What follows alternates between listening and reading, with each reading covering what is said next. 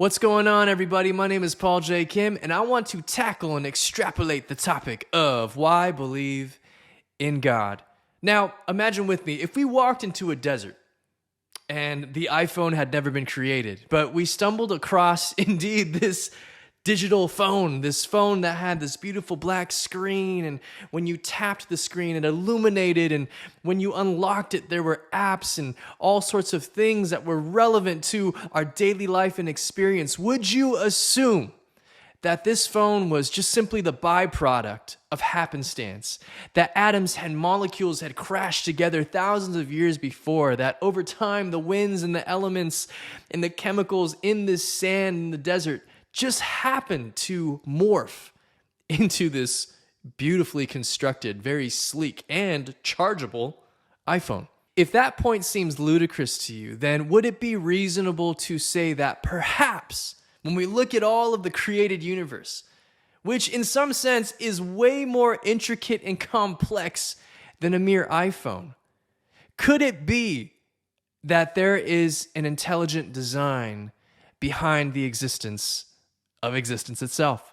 From the great Christian apologist William Craig, he said, one, whatever begins to exist has a cause for its coming into being. Secondly, the universe began to exist. And thirdly, therefore, the universe has a cause for its coming into being outside of itself. In a very simple, logical way, he is basically begging the question, if this thing exists, then perhaps something, or rather someone, created it all. Is that unreasonable? I know there's a lot of scientific circles, there's a lot of people in academia. Perhaps you've been a part of an institution or a college where your professors essentially harp on that bandwagon of, no, obviously no one has created the universe. But how can they assume such a bold claim without considering the possibility? Now, I think we're all familiar with the concept of the Big Bang, this understanding that the cosmos just sort of exploded out of nothing, and that through millions of years of evolution, not only in this world, but in the galaxies, that planets were created, that stars were created, that every living creature that we are aware of on this earth that we inhabit was created.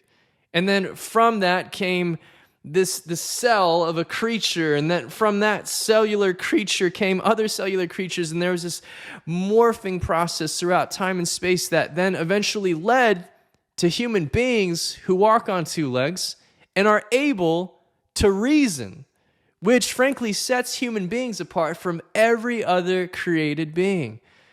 The fact that through this cosmic and evolutionary chain of events that we could just simply be here, begging the question itself, where did we come from? Why is this all here? Is it unreasonable to consider that perhaps there is an intelligent design behind it all? I don't think so. But let's talk more about that. I mean, when you take the time to consider how complex the human body is in and of itself, it truly is mind-blowing. I mean, consider some of these facts that I'm going to read to you today. The human body contains over 35 trillion cells. Do you realize that if you counted from 1 to 35 trillion, you would never make it before you actually died? Even if your life expectancy was 100 years old, you would never get to that number. Our body contains 35 trillion cells. If a human being's DNA, right, the very genetic makeup of how we are constructed, if our DNA was uncoiled, it would stretch 10 billion miles from Earth to Pluto and back. Mind-numbing. Okay, here's another one. The brain contains 86 billion nerve cells joined by 100 trillion connections. This is more than the number of stars in the Milky Way. Are you dizzy yet? I am. The human being's brain uses just as much power as a 10-watt light bulb. Even though there's these trillions of nerve cells and connections and automations and things that are going on, it only uses the energy of a 10-watt light bulb. I mean, how did this even happen? The human eye can distinguish between approximately 10 million different colors. This product of just evolutionary development just seemingly was able to focus in and out and also be able to distinguish 10 million different colors. Now, the more I hear about these facts and these kinds of facts, and there's just a multitude of these fun facts when it comes to creation and the human body. Once again, it begs the question, statistically speaking, how reasonable is it just to assume that we are the byproduct of a cosmic explosion, an evolutionary chain of events which was guided by nothing but chaos, that we are here today, looking at one another on these computers, this data that's being transmitted through outer space? Like, how did we get here? Is it unreasonable to consider that there indeed is an author behind all of this genius of creation? While science allows us to study the empirical evidence that the universe provides us with from biology, astronomy, physics, chemistry, and the list goes on, what science cannot do is then try to explain why all of these things exist. It falls out of the scope of study or the scope of practice that science is all about. You need observable traits, repeatable things in the universe to be able to then make a delineation, to make a statement, right, that indeed is scientific. And so ironically, when scientists and professors and just everyday folks say, well, prove to me that God exists scientifically. Well, at that point, you're using science for something that science wasn't actually created to do. I mean, isn't it ironic that so many people religiously accept the concept or the theory of the Big Bang? But after all, indeed, it is a theory, and here's why. No one was there to observe it. They just assumed that the universe that we inhabit was a byproduct, once again, of this cosmic explosion. But no one was there to actually witness it and observe it, and that's why it indeed is called a theory. And once again, so many people try to use science to disprove the idea that there possibly could be a maker, a creator, someone who instigated this whole beautiful reality that we all live in. Going back once again to the apologist William Craig, he states, whatever begins to exist has a cause for its coming into being. The universe began to exist. Therefore, the universe has a cause for its coming into being outside of itself. Using our human ability to reason, it isn't unfair to presume that all the intricacies of the created world and universe find their origin in God. It also appears that God has a fantastic sense of humor. I mean, have you seen a hippo or a giraffe lately? These are freakishly funny-looking creatures. Did you ever consider why people fart or laugh at it? Have you ever considered why humor exists? Why is it that we laugh at things? What is the nature of laughter and comedy? Why is that even there? I mean, come on. There's so many things that are both mysterious, hilarious, and brilliant in our lived experience. There are also universal truths that apply to existence. For instance, mathematically, 2 plus 2 equals 4. You could argue that. You could say it's 5. You could say it's 3. But at the end of the day, you're fighting truth. This is an absolute truth, even though the Jedi seemingly don't like it. Anakin, only the Sith talk in absolutes. All right, Obi-Wan, calm down. We need to revisit some catechism here. Let me continue with some other universal truths that I feel like most people can agree upon. Life is a gift, and it's good for it to be preserved. Death is inevitable, but death is also tragic. French fries are amazing. Every human being desires to love and to be loved. You see, once again, there are these absolute truths, and for some reason they're weaved in to the human experience. But once again, why? Why are they there? There are so many of these truths, even in science. I mean, if you want to defy the laws of physics, go ahead and try. But if you jump off a building without a parachute, it's not going to end well for you. You're going to fall at the rate and the speed, and the law of gravity is going to dictate that. But, I mean, unless you put on a parachute, of course, but still, we're all bound by these absolute truths. But when it comes to life itself, as much as people want to fight the notion of the universal, the proof for it begins to stack up against them. Have you ever heard this? There is no truth in the universe. Well, ironically, when people say there is no truth, they have just stated a truth. So they are immediately providing a counter argument to the very statement they just made by providing a truth. Or perhaps you've heard people in conversation say, this is my truth, and that is your truth, and we're both right.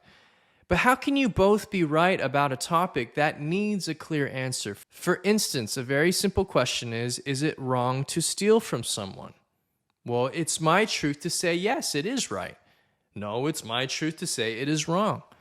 But I think most people can agree that there's something wrong and devious with the fact that you just stole my money, bro. I earned it, yet you are taking it away from me. The problem you run into when you deny that there are absolute truths is you fall into something called relativism. And relativism ultimately is the idea that there is no truth, that it just is determined subjectively by whatever you make of it. But the reason why relativism ultimately doesn't exist is just going back to that last point. In saying that there is no truth, you are stating that this is a truth. So if everything in the created universe and this reality that we know here on Earth is just simply a byproduct of the Big Bang and the evolutionary experience, then why are these truths here? Why are we bound to them? Where did they start from? Are they just simply a byproduct and just a statistical, infinitesimally small possibility that just so happened? Or, once again, is it reasonable to consider that there is intelligent design behind everything that we are aware of? According to my friend, a Catholic priest named Father Ian, he said atheism can be described as the view that something came out of nothing for no good reason.